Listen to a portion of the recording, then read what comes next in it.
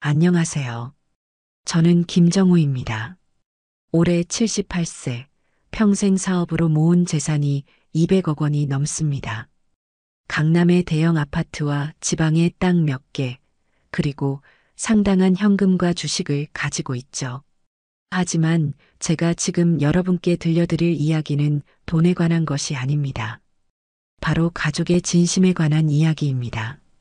지난달 의사로부터 충격적인 진단을 받았습니다. 길어야 1년입니다. 암이었습니다. 갑작스러운 소식에 머리가 하얘졌습니다. 78년을 살아오면서 죽음에 대해 생각해 보지 않은 건 아니지만 막상 현실로 다가오니 당황스러웠어요. 그런데 더 놀라운 일이 벌어졌습니다.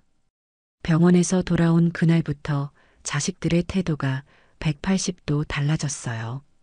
큰아들 민수는 갑자기 매일 안부 전화를 하기 시작했습니다.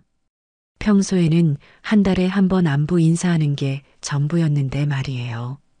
둘째 아들 민준이도 마찬가지였습니다. 갑자기 회사 일이 바쁘다며 잘 오지 않던 아이가 일주일에 2번씩 집에 들르기 시작했어요. 아버지, 요즘 어디 아픈 곳은 없으세요? 하지만 가장 변화가 큰 건 막내딸 민경이었습니다. 원래도 저를 많이 챙기던 아이긴 했지만 요즘 들어 거의 매일 집에 와서 이것저것 챙겨주고 있어요. 아빠, 오늘은 아빠가 좋아하시는 갈비탕 끓여왔어요. 많이 드세요. 그런데 이상했습니다. 분명히 고마운 일인데 왜 마음이 편치 않을까요? 저는 아직 자식들에게 제가 얼마 남지 않았다는 걸 말하지 않았습니다. 그런데 왜 가족들의 행동이 갑자기 변했을까요? 혹시 이들이 제가 얼마 못 산다는 걸 알고 있는 건 아닐까요? 그래서 갑자기 이렇게 친절하게 구는 건 아닐까요? 특히 큰 며느리 수연이의 행동이 가장 수상했습니다. 아버님, 요즘 많이 편찮으시죠? 혹시 유언장 같은 건 미리 정리해 두시는 게 어떨까요? 나중에 자식들끼리 다툼이 생기면 안 되니까요. 유언장? 왜 갑자기 유언장 얘기를 하는 걸까요? 그때부터 한 가지 끔찍한 생각이 머릿속을 떠나지 않았습니다. 이 아이들은 내가 아버지가 아니라 그저 돈으로 보이는 건가? 그렇다면 확인해 볼 방법이 있지 않을까요? 그들의 진심을 알아볼 방법 말입니다. 누가 정말로 아버지를 걱정하는 건지, 누가 돈으로만 보는지 말이에요. 그래서 저는 한 가지 무서운 결심을 했습니다. 치매에 걸린 척 연기를 하기로 한 것입니다. 치매 환자는 정신이 왔다 갔다 하고 기억도 잘 못하니까 가족들이 제 앞에서 진심을 드러낼 가능성이 높다고 판단했어요. 과연 누가 진짜 효자이고 누가 가짜일까? 제가 치매 연기를 한다는 건 딱 한 사람에게만 말했습니다. 우리 집 가정부 순자 씨입니다. 순자 씨는 저희 집에서 15년 넘게 일한 분이에요. 저만큼이나 우리 가족들의 성격을 더 잘 아는 분이고 지금 이 상황에서 제가 믿을 유일한 사람입니다. 어르신, 정말 그렇게 하실 거예요? 순자 씨는 처음에 제 계획을 듣고 깜짝 놀랐습니다. 네, 순자 씨. 이번 기회에 확실히 알아보고 싶어요. 누가 진짜고 누가 가짜인지 말이에요. 하지만 너무 위험하지 않을까요? 만약 들키기라도 하면 들키지 않게 조심할 거예요. 순자 씨만 도와주시면 됩니다. 순자 씨는 한참을 고민하더니 결국 도와주기로 했습니다. 그날부터 저는 조심스럽게 연기를 시작했습니다. 처음에는 아주 가벼운 증상부터 시작했어요. 여기가 어디였지? 하면서 잠깐 멍한 표정을 짓는다거나 방금 뭐라고 했지? 하며 같은 질문을 반복하는 거죠. 본격적인 연기를 시작한 지 일주일 후 큰아들 민수가 며느리 수연과 함께 집에 왔습니다. 아버지, 안녕하세요. 너 누구야? 저는 일부러 민수를 못 알아보는 척했습니다. 아버지, 저 민수예요. 큰아들 민수. 민수? 민수가 누구지? 저는 계속 멍한 표정을 지었습니다. 그 순간 민수와 수연의 표정이 확연히 달라졌어요. 민수는 당황한 표정이었지만 수연은 뭔가 계산적인 눈빛을 보였습니다.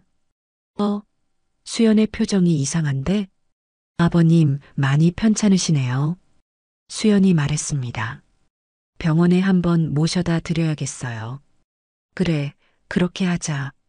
민수가 동의했습니다. 하지만 저는 수연의 눈에서 뭔가 다른 감정을 읽었습니다. 걱정이 아니라 기대 같은 것이었어요.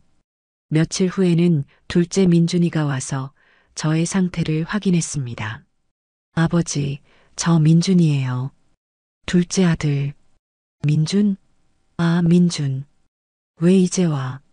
어디 갔다 온 거야? 아버지, 제가 여기 살지 않는 거 기억 안 나세요? 결혼해서 따로 살고 있잖아요. 민주는 진심으로 걱정하는 표정이었습니다. 눈에 눈물이 맺힐 정도로 말이에요. 민준이는 정말 걱정하는 것 같은데. 그런데 민준의 며느리 영희는 어떨까요? 아버님이 이렇게 갑자기 치매가 오실 줄 몰랐네요. 영희가 말했습니다. 앞으로 어떻게 해야 할까요? 영희의 말투에는 걱정보다는 부담스러워하는 기색이 역력했습니다. 영희도 뭔가 수상한데 가장 마지막에 온 건 막내딸 민경이었습니다. 아빠, 저 민경이에요. 민경이? 우리 막내딸 민경이? 네, 아빠. 기억나세요? 민경이는 제 손을 꼭 잡으며 눈물을 흘렸습니다. 진짜 눈물이었어요. 아빠, 왜 이렇게 되신 거예요? 얼마 전까지만 해도 멀쩡하셨는데. 민경이의 눈물을 보니 마음이 아팠습니다. 이 아이만큼은 정말 순수하게 아버지를 걱정하는 것 같았어요. 민경이는 확실히 진심인 것 같다. 그날 밤 저는 순자 씨와 조용히 대화를 나눴습니다. 순자 씨, 오늘 보니까 좀 이상하지 않았어요? 어떤 게 말씀이세요? 큰 며느리 수연이요. 걱정하는 척 하면서도 뭔가 다른 생각을 하는 것 같았어요. 순자 씨도 고개를 끄덕였습니다. 저도 그렇게 생각했어요.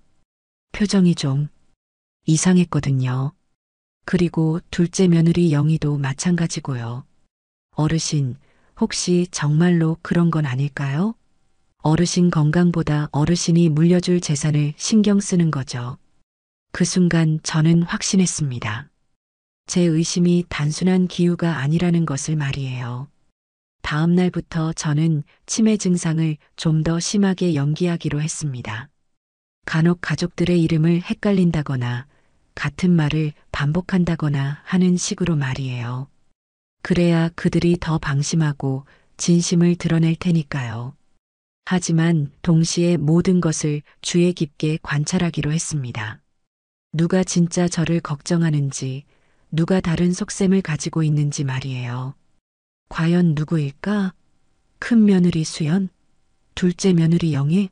아니면 아들들 중 누군가? 설마 민경이는 아니겠지. 특히 유 원장과 관련된 얘기가 나올 때의 반응을 유심히 봐야겠다고 생각했습니다. 그때가 바로 그들의 진심이 드러나는 순간일 테니까요. 치매 연기를 시작한 지 2주가 지났습니다. 오늘은 큰아들 민수와 며느리 수연이 함께 왔습니다. 저는 거실 소파에 앉아서 멍하니 TV를 보는 척하고 있었어요. 아버지, 안녕하세요. 민수가 인사했습니다. 누구야? 저는 일부러 더 심하게 못 알아보는 척했습니다. 아버지, 저 민수예요. 아버지 아들. 아들? 내가 아들이 있었나? 민수의 얼굴이 창백해졌습니다. 하지만 수연은 다르더군요. 뭔가 안도하는 듯한 표정이었어요. 수연이 저 표정은 뭐지? 왜 안도하는 것 같지? 그때 수연이 갑자기 저에게 다가왔습니다. 아버님, 요즘 많이 편찮으시죠? 누구세요? 처음 보는 분 같은데. 저는 수연이에요. 민수 아내. 아버님 며느리예요.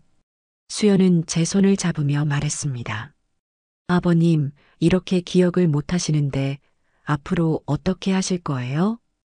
혹시 중요한 일들은 미리 정리해 두시는 게 좋지 않을까요? 중요한 일?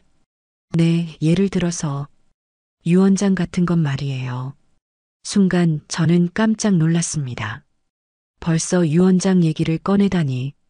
인연이 벌써부터 노골적으로 나오네. 민수가 아내를 제지했습니다.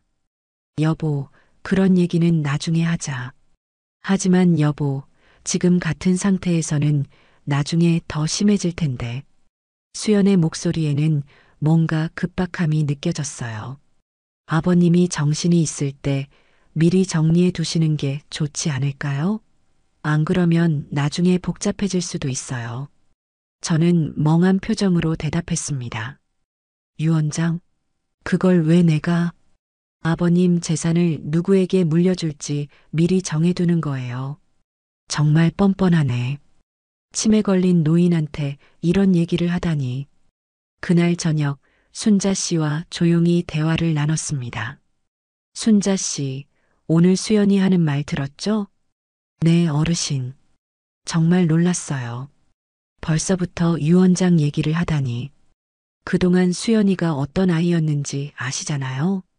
순자 씨는 고개를 끄덕였습니다. 평소에는 아버님께 그리 친근하게 대하지 않았는데 요즘 들어서 갑자기 변했어요. 예전에는 명절 때도 대충 인사만 하고 빨리 가려고 했는데 요즘은 자꾸 아버님께 관심을 보이고 역시 수상하다. 평소와 다르게 행동하고 있어. 그리고 어르신, 한 가지 더 이상한 게 있어요. 뭔가요? 며칠 전에 수연 씨가 아버님 서재에 들어가는 걸 봤어요. 아무도 없을 때 혼자서요. 서재에? 뭘 하려고? 그건 모르겠어요. 제가 오니까 급하게 나왔거든요. 이상합니다. 서재에는 중요한 서류들이 보관되어 있어요. 특히 재산 관련 서류들이 말이에요. 혹시 수연이가 뭔가 확인하려고 했던 건 아닐까? 이틀 후 둘째 민준이와 며느리 영희가 왔습니다. 이번에는 이들의 반응을 유심히 관찰해 보기로 했어요. 아버지, 안녕하세요. 민준이가 다가왔습니다. 누구시죠? 민준이의 얼굴이 일그러졌습니다. 진심으로 슬퍼하는 표정이었어요. 아버지, 저 민준이에요. 둘째 아들. 민준이? 잘 모르겠네요. 민준이는 제 손을 잡으며 눈시울을 붉혔습니다. 아버지, 얼마 전에 같이 일본 여행도 다녀왔는데 그것도 기억 안 나세요? 민준이는 정말 속상해 하는구나. 이 아이는 진심인 것 같다. 그런데 영희는 달랐습니다.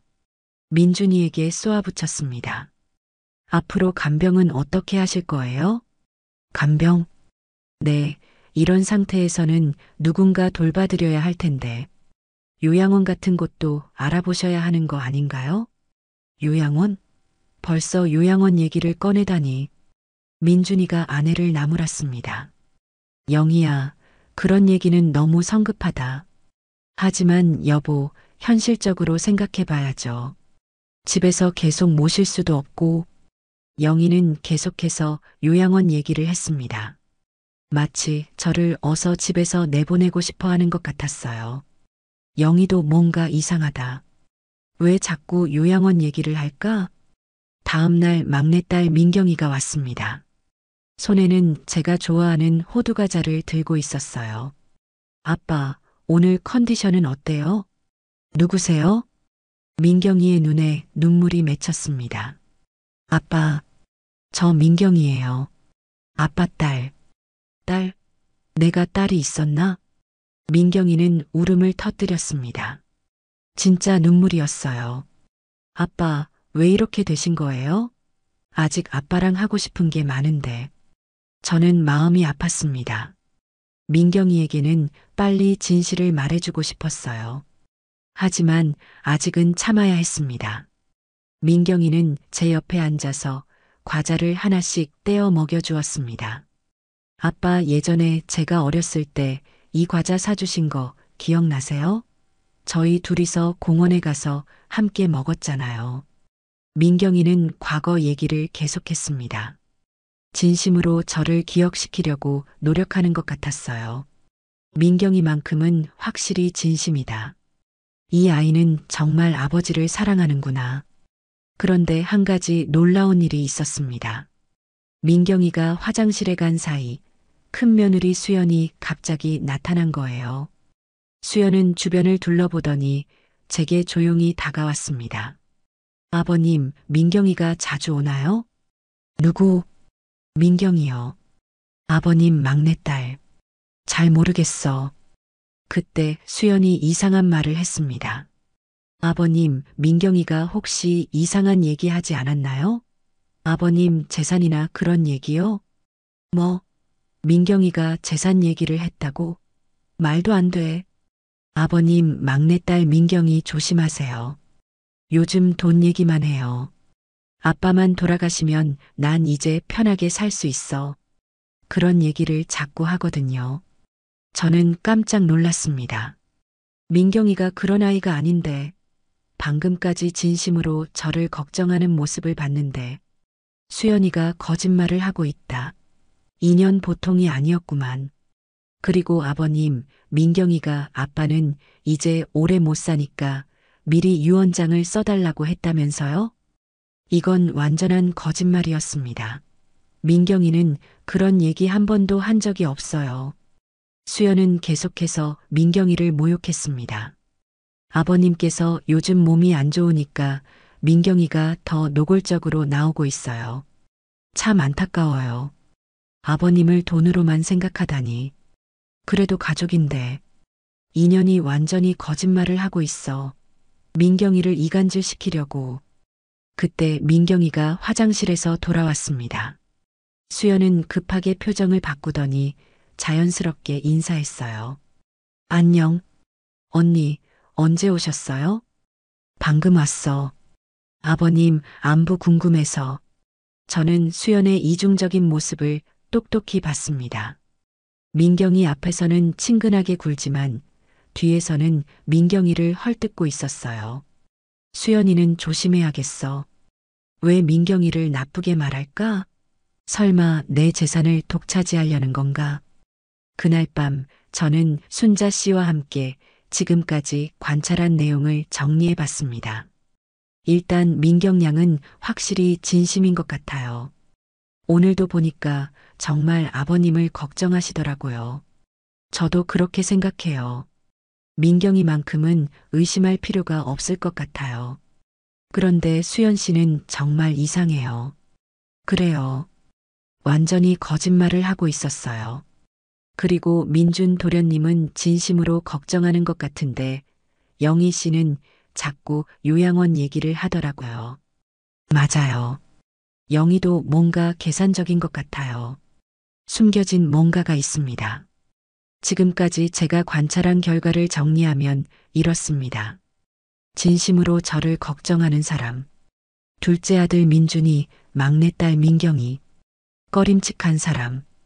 큰 며느리 수연, 둘째 며느리 영애, 큰아들 민수는 아직 잘 모르겠음. 며칠 후 순자 씨가 충격적인 얘기를 해주었습니다. 어르신, 어제 수연 씨가 영희 씨랑 전화 통화하는 걸 들었어요. 뭐라고 하던가요? 수연 씨가 아버님 상태가 생각보다 빨리 나빠지고 있다고 하면서 이제 슬슬 준비해야 할 때가 된 것 같다고 하더라고요. 준비라니? 그리고 민경이가 자꾸 신경 쓰이는데 어떻게 해야 할까라고도 했어요. 민경이가 신경 쓰인다고? 뭐가 신경 쓰인다는 거지? 이제 확실해졌습니다. 수연과 영희가 공모하고 있다는 것이, 그리고 민경이를 방해물로 생각하고 있다는 것도, 이제 진짜 악역이 누구인지 알겠다. 이제 제가 반격할 차례입니다. 더 깊이 들여다봐서 그들의 계획을 낱낱이 파헤치고 그들에게 복수를 해야겠습니다. 그런데 정말 궁금한 게 하나 있습니다. 큰아들 민수는 수연과 영희가 어떤 것을 숨기고 있는지 알고 있는 걸까요? 아니면 민수 몰래 자기들끼리 꾸미고 있는 걸까요? 민수까지 공모자라면 정말 실망스러울 텐데. 이제부터가 중요할 것 같습니다. 본격적으로 그들의 계획이 드러날 테니까요. 치매 연기를 시작한 지 한 달이 지났습니다. 이제 수연의 진짜 모습이 드러나기 시작했어요. 오늘도 수연이 혼자 집에 왔습니다. 민수는 회사 일이 바쁘다며 오지 않았죠. 아버님, 안녕하세요.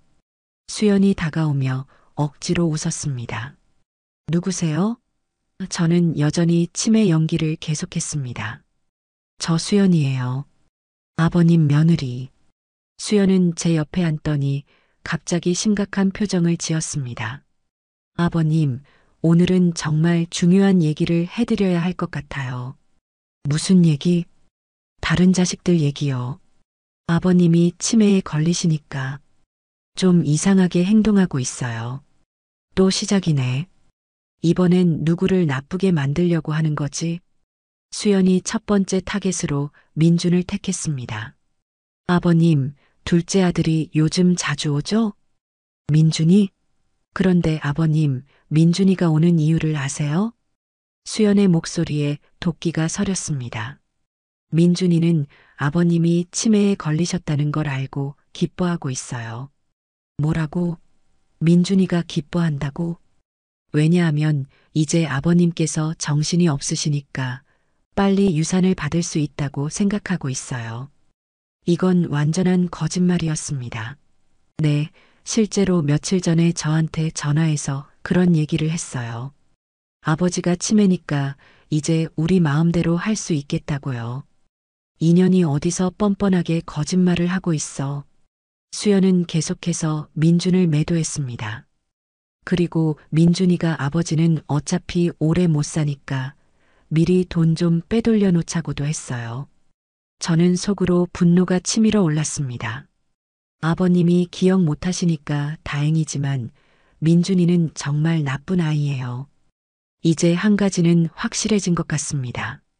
수연은 다른 가족들을 모두 돈만 생각하는 나쁜 사람으로 만들어서 자신이 모든 재산을 차지하려고 하는 것 같습니다.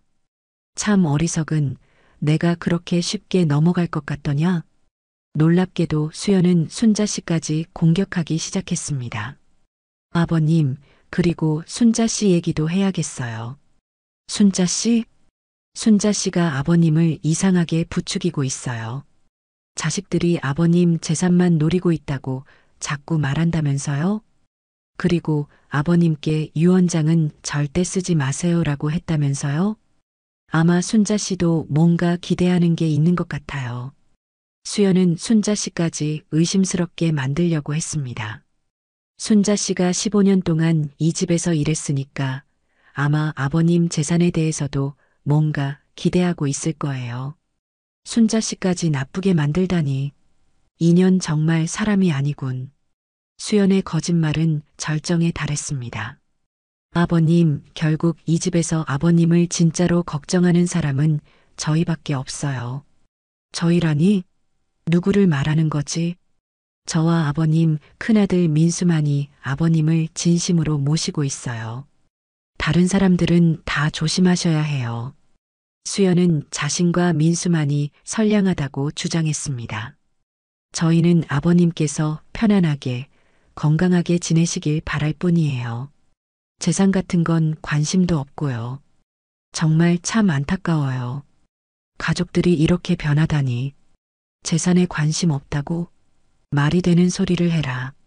수연은 계속해서 자신만 착하다고 강조했습니다. 저는 아버님이 치매에 걸리셔서 정말 마음이 아파요. 하지만 다른 사람들은 오히려 기뻐하고 있어요. 그때 수연이 진짜 목적을 드러내기 시작했습니다. 아버님, 그래서 말씀인데 지금 상황에서는 빨리 유언장을 정리하시는 게 좋을 것 같아요. 유언장? 지금 다른 자식들이 아버님을 속여서 자기들한테 유리하게 만들까봐 걱정이에요. 결국 유언장 얘기로 돌아가는구나. 특히 민경이는 아버님께 이상한 말을 자꾸 할 거예요. 자기가 재산을 많이 받으려고 거짓말도 서슴없이 할 거예요. 수연은 계속해서 유언장을 빨리 쓰라고 압박했습니다. 아버님께서 조금이라도 정신이 있을 때 미리 정리해 두셔야 해요. 안 그러면 나중에 더 혼란스러워질 거예요. 난 못해. 그걸 어떻게 해야 되는 거야? 저는 일부러 모르는 척을 계속 해봤습니다. 수연의 진심이 드러날 때까지 말이에요. 아버님, 그러시면 일단 재산 관련해서는 저희한테 맡기세요. 저희가 알아서 잘 정리할게요. 돈 때문에 가족 간의 문제가 있으면 안 되잖아요. 저희밖에 이 일을 할 사람이 없어요. 결국 이거구나. 그날 저녁 저는 순자 씨와 급하게 대화를 나눴습니다. 순자 씨, 오늘 수연이 하는 말 들었죠? 네, 어르신. 정말 놀랐어요. 어떻게 그렇게 뻔뻔하게 거짓말을 할 수 있는지. 순자 씨도 분노했습니다. 이제 수연의 진짜 계획이 보였습니다. 첫 번째, 다른 모든 가족을 나쁜 사람으로 만들기. 두 번째, 오직 자신과 민수만 믿을 만한 사람으로 만들기. 세 번째, 치매 걸린 저를 속여서 유언장을 작성하게 하기. 네 번째, 모든 재산을 독차지하기. 정말 치밀하고 악독한 계획이구나. 내가 그거에 속아 넘어갈 것 같더냐? 어르신, 어떻게 하실 건가요? 이제 한 발 남았습니다. 결정적인 증거 하나만 잡으면 내쫓아 버릴 겁니다. 치매 연기를 시작한 지 6주가 지났습니다. 수연의 거짓말은 날이 갈수록 더욱 대담해졌어요.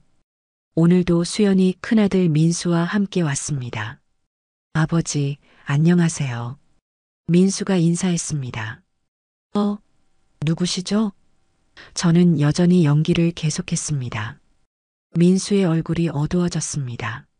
아버지, 저 민수예요. 큰아들. 그때 수연이 남편 옆에 앉으며 말했습니다. 여보, 아버님 상태가 정말 심각해졌어. 이제 진짜 결정해야 할 때가 온 것 같아. 결정이라니? 뭘 결정한다는 거지? 민수가 아내에게 물었습니다. 무슨 결정? 유언장 말이야. 아버님이 지금보다 더 심해지기 전에 빨리 정리해야 할 것 같아. 저는 민수의 반응을 주의 깊게 관찰했습니다. 과연 민수도 이 계획에 동참하고 있는 걸까요? 그런데 여보, 그게 괜찮을까? 아버지가 이런 상태에서. 다행히 민수는 조금 망설이는 것 같았습니다. 무슨 소리야? 지금이 아니면 언제 하겠어? 수연이 남편을 다그쳤습니다. 하지만 여보, 현실을 봐. 아버님이 더 심해지면 아무것도 못하게 돼. 그럼 나중에 더 복잡해진다고. 수연은 민수를 설득하기 시작했습니다. 그리고 다른 형제들이 먼저 움직이기 전에 우리가 해야 해. 특히 민경이는 요즘 너무 자주 와. 또 민경이를 나쁘게 말하네. 수연이 저를 향해 몸을 돌렸습니다. 아버님, 오늘은 정말 중요한 얘기를 해드려야 할 것 같아요. 무슨 얘기? 아버님 재산 얘기요. 제가 너무 걱정돼서 계속 말씀드리는 거예요. 지금처럼 아무 정리도 안 해놓으시면 나중에 자식들끼리 싸움이 날 거예요. 저는 저희 가족이 화목했으면 좋겠어요. 수연의 목소리에는 절박함이 묻어났습니다. 아버님, 이런 상황에서는 빨리 결정하셔야 해요. 누구를 가장 믿을 수 있는지 말이에요. 민수가 아내를 제지했습니다. 여보, 너무 직접적으로 말하지 마. 아니야, 여보. 이제는 솔직하게 말해야 해. 아버님도 현실을 아셔야 하잖아. 수연이 더욱 뻔뻔해졌습니다. 아버님, 저희가 지금까지 얼마나 효도했는지 아시잖아요? 효도라니? 언제 효도했다는 거야? 저희는 아버님이 편찮으셔도 매일 찾아뵙고 필요한 거 다 챙겨드리고 있어요. 하지만 다른 자식들은 어때요? 민준이는 바쁘다고 핑계만 대고 민경이는 와도 금방 가버리잖아요. 그러니까 아버님께서 누구를 믿으셔야 할지는 뻔하잖아요. 수연의 말투가 점점 협박조로 변했습니다. 아버님, 만약에 유언장을 안 바꾸시면 어떻게 될지 아세요? 어떻게 되는데? 다른 자식들이 아버님 재산 받아서 다 써버릴 거예요. 특히 민경이는 결혼도 안 했으니까 돈 관리를 제대로 못할 거고요. 민경이를 또 나쁘게 말하네. 그리고 민준이는 사업이 잘 안 되고 있어서 아버님 재산 받으면 다 사업에 쏟아부을 거예요. 하지만 저희는 다르거든요. 저희는 아버님 재산을 소중히 지킬 거예요. 소중히 지킨다고? 독차지하겠다는 거 아니야? 저는 수연의 압박을 받으며 일부러 고민하는 척 연기했습니다. 그래서 유언장을 어떻게 쓰라는 거야? 수연의 눈이 번뜩였습니다.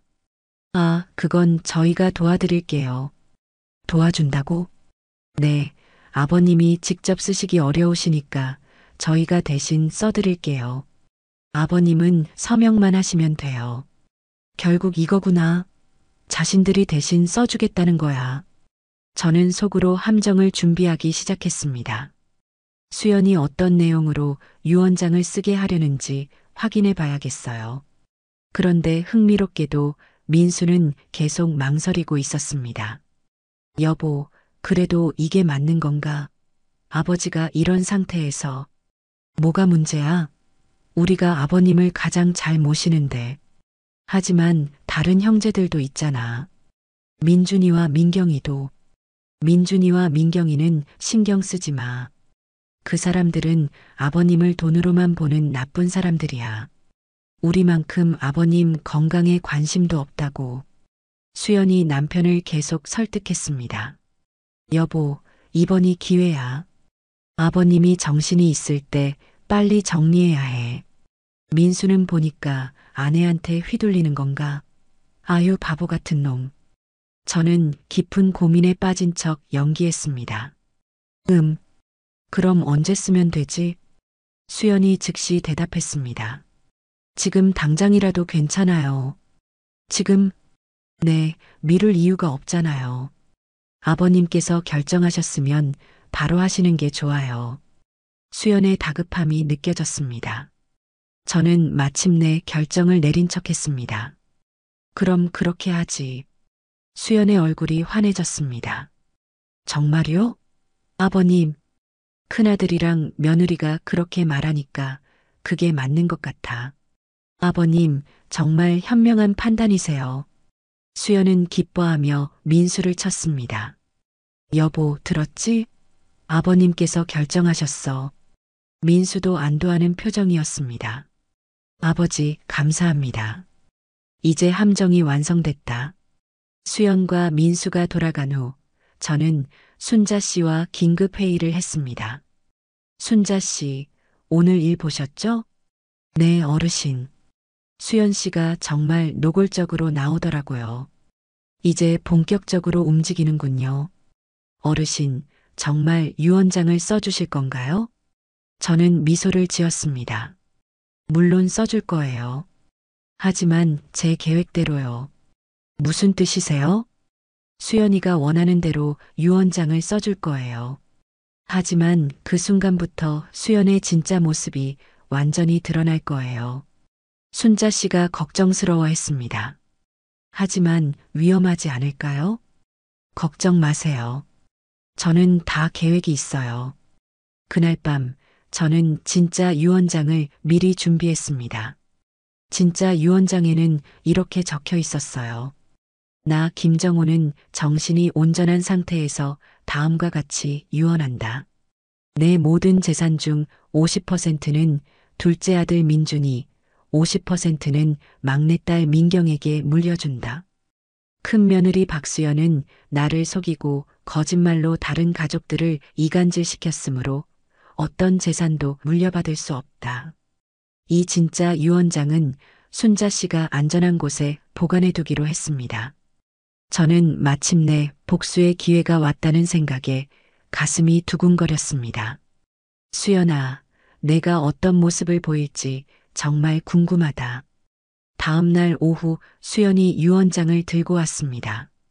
이번에는 혼자 왔어요. 민수는 회사 일이 있다며 오지 않았죠. 아버님, 안녕하세요.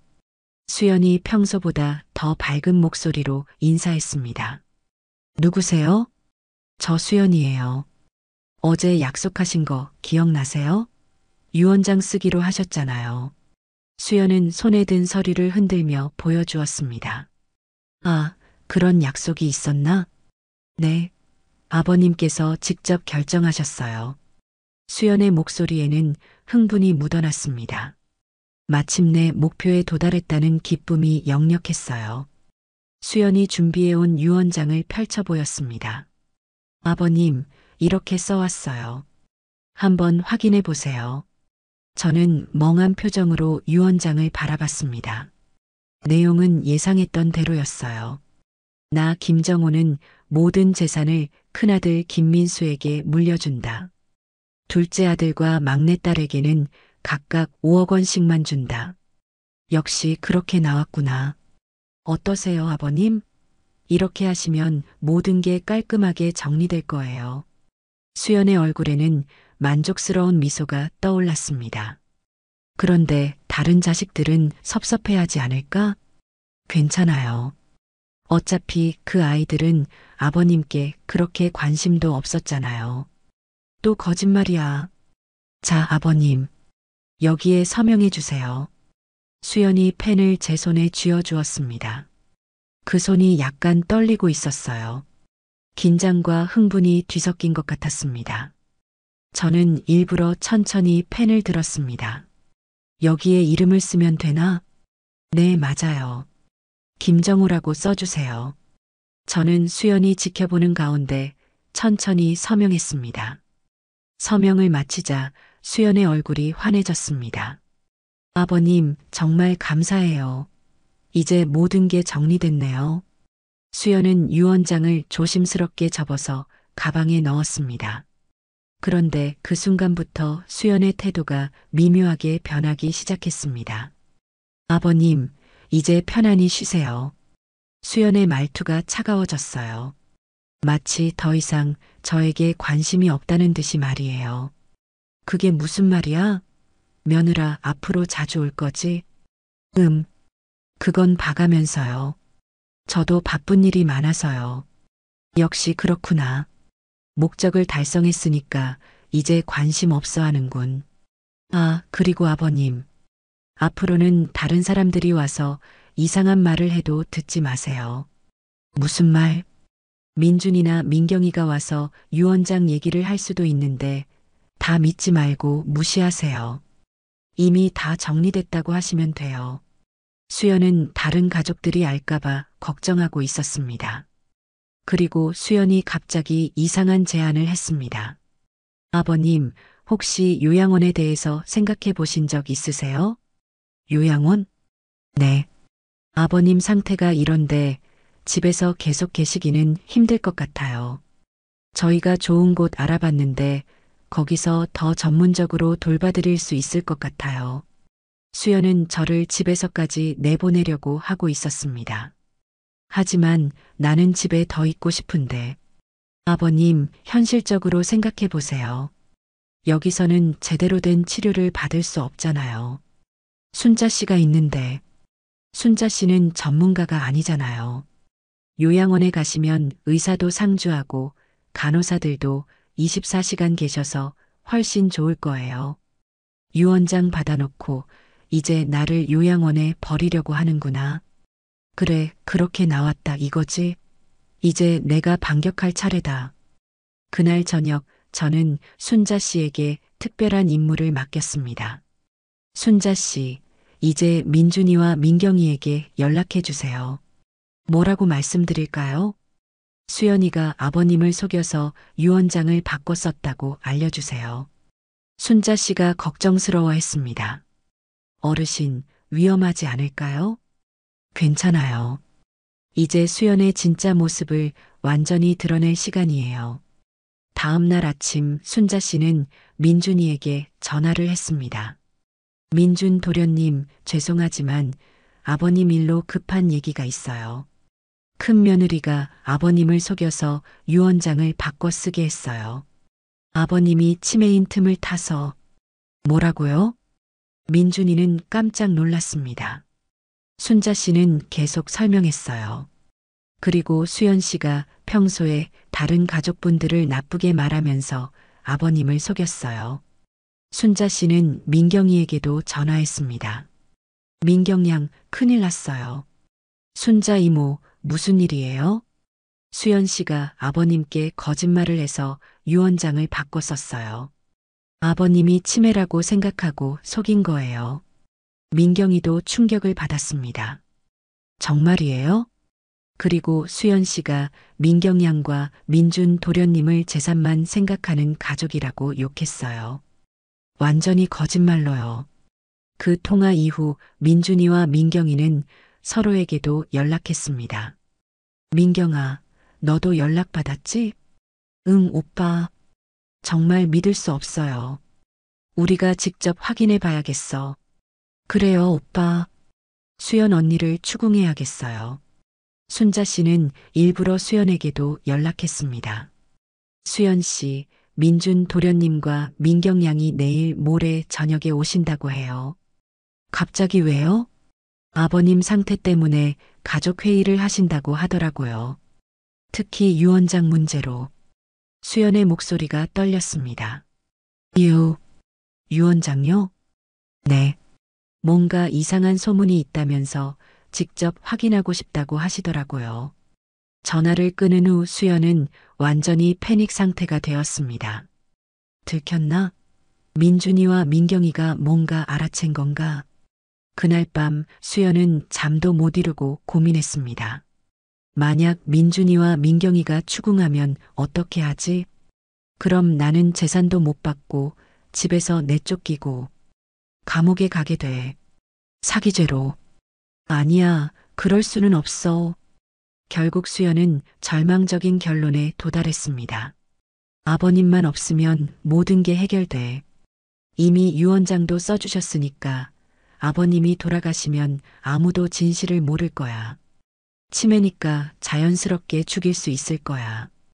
다음 날 저녁 수연은 마침내 끔찍한 결심을 했습니다. 내일 민준이와 민경이가 오기 전에 아버님을 조용히 보내드리자. 운명의 밤. 그날 밤 11시 수연이 조용히 집에 들어왔습니다. 순자 씨는 이미 퇴근한 후였어요. 수연은 미리 준비해온 일회용 장갑을 끼고 핸드폰도 비행기 모드로 바꿨습니다. 완벽한 범죄로 만들어야 해. 자연사처럼 보이게. 수연이 베개를 들고 제 침실로 조용히 들어왔습니다. 아버님 주무세요? 수연이 침대 옆에 다가왔습니다. 저는 잠든 척했어요. 아버님, 죄송해요. 하지만 이렇게 하는 게 모두를 위한 일이에요. 수연이 베개를 들어 올렸습니다. 제 얼굴을 덮으려는 순간 저는 눈을 떴습니다. 그만해 이년아. 저는 갑자기 눈을 번쩍 뜨며 수연의 손목을 잡았습니다. 아버님? 수연이 경악했습니다. 처음부터 다 연기였다. 수연의 얼굴이 창백해졌습니다. 뭐라고요? 내가 치매에 걸렸다고 생각했지? 하지만 전부 가짜였어. 저는 침대에서 일어나며 수연을 바라봤습니다. 아버님, 그럼 혹시, 그래, 내가 한 모든 거짓말도 다 잘 들었다. 민준이와 민경이 욕한 것도, 순자 씨 나쁘게 말한 것도 전부 다. 그리고 이것도 봐라. 저는 미리 숨겨둔 녹음기를 꺼냈습니다. 내가 지금까지 한 모든 거짓말, 유언장 강요한 것, 그리고 방금 나를 죽이려고 한 것까지 전부 녹음했다. 수연의 다리가 풀렸습니다. 아버님, 저는 변명하지 마. 내 진짜 모습을 다 봤으니까. 그때 갑자기 불이 켜지며 민준이와 민경이가 나타났습니다. 아빠, 민경이가 달려왔습니다. 아버지, 정말 괜찮으세요? 민준이도 놀란 표정이었습니다. 너희들도 왔구나. 저는 미소를 지었습니다. 수연이 더욱 당황했습니다. 이게 아니야. 수연 언니, 지금 뭘 하려고 했던 거예요? 민경이가 분노했습니다. 저는 모든 것을 설명해 주었습니다. 제가 왜 치매 연기를 했는지, 수연이 어떤 거짓말을 했는지, 그리고 방금 전 어떤 일이 일어났는지 말이에요. 그때 민수도 급하게 집에 왔습니다. 제가 전화를 했거든요. 아버지, 무슨 일이에요? 민수가 숨을 헐떡이며 물었습니다. 민수야, 너 아내가 뭘 했는지 들어봐라. 저는 민수에게도 모든 상황을 설명했습니다. 민수의 얼굴은 점점 창백해졌어요. 여보, 이게 정말이야? 민수가 아내를 보며 물었습니다. 수연이 남편에게 매달렸습니다. 여보, 이건 아니야. 다 오해야. 하지만 증거는 너무나 명확했습니다. 그리고 이것도 봐라. 저는 진짜 유언장을 꺼냈습니다. 이게 내 진짜 유언장이다. 가족들이 유언장을 읽었습니다. 나 김정호는 정신이 온전한 상태에서 다음과 같이 유언한다. 내 모든 재산은 둘째 아들 김민중과 막내딸 김민경이 절반씩 나누어 갖는다. 민수가 슬픈 표정으로 말했습니다. 아버지, 저는 민수야, 너는 나쁜 아이가 아니야. 다만 아내를 잘못 봤을 뿐이지. 저는 민수를 위로했습니다. 그리고 너도 회사 지분 30%는 그대로 가져라. 그건 내가 열심히 일한 대가니까. 민수가 눈물을 흘렸습니다. 아버지, 죄송합니다. 수연이 마지막으로 변명하려고 했습니다. 아버님, 제가 잘못했어요. 하지만 저도 가족을 위해서, 저는 차갑게 말했습니다. 가족을 위해서 거짓말을 하고 이간질을 시키고 살인을 시도했다고? 그딴 말을 믿을 바보가 세상에 어디 있냐? 그건, 수연아, 너는 더 이상 우리 가족이 아니야. 곧 경찰이 도착했어요. 살인 미수와 사기 혐의로 신고받고 왔습니다. 수연이 체포되었습니다. 아버님, 제발 한 번만 용서해 주세요. 수연이 끌려가면서도 애원했습니다. 하지만 저는 돌아보지 않았습니다. 수연이 떠난 후 가족들이 함께 앉아서 이야기를 나눴습니다. 아빠, 정말 죄송합니다. 민수가 사과했습니다. 괜찮다, 민수야. 너의 잘못은 아니니까. 아빠, 그동안 정말 힘드셨겠어요. 민경이가 눈물을 흘렸습니다. 아니야, 민경아. 덕분에 누가 진짜 효자인지 알 수 있었어. 민준이도 말했습니다. 아버지, 앞으로는 더 자주 찾아뵐게요. 괜찮다, 이제. 나는 괜찮아. 순자 씨도 정말 고생 많았어요. 순자 씨가 겸손하게 말했습니다. 어르신께서 정말 대단하세요. 그 연기를 몇 달 동안이나 순자 씨가 도와주지 않았으면 불가능했을 거예요. 몇 달 후 모든 일이 정리되었습니다. 수연은 법정에서 유죄 판결을 받았어요. 민수는 이혼을 결정했습니다.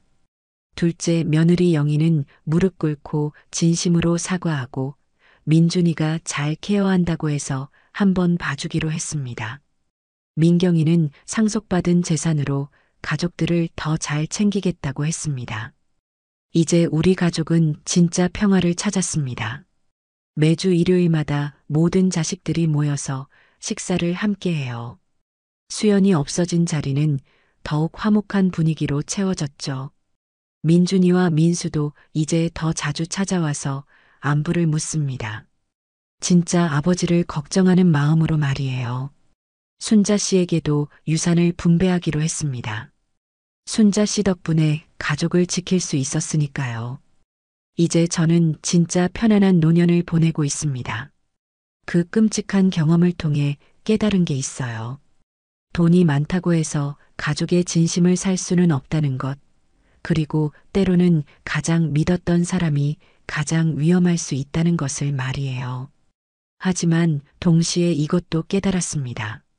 진짜 가족의 사랑은 돈과는 상관없다는 것을요. 민경이, 민준이, 그리고 심지어 민수까지도 모두 진심으로 저를 사랑하고 있었어요. 수연 한 사람만이 문제였던 거죠. 비록 제 삶이 얼마 남지 않았어도 이제 진정한 가족들과 행복하게 생을 마무리할 수 있어서 행복합니다.